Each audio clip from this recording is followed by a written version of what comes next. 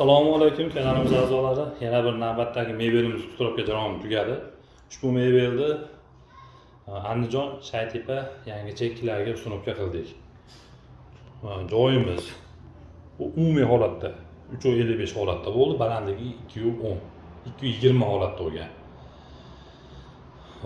Kabellari, granitlari mebel ichida 2 million 100 ming so'mdan bir pagani bedari.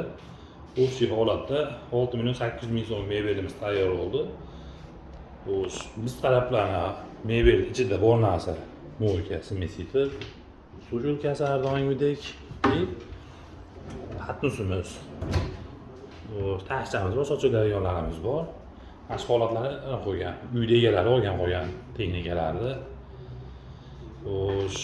Rossiyskiy stolesnitsada bo'lgan, germetiklar plyuslarni qo'yib qo'yganmiz, xaridni tepasi ham holatda bo'lgan, tepaga o'sib chiqqan holatda.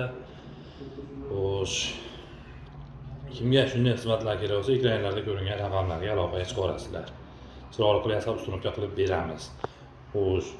Mo'ykani gazni santexnik ulab beradi. Biz santexnika tayyor qilib qo'ydik. Qalamni ochib, ichgan tepalarini kesib. Sog' bo'linglar, salomat bo'linglar.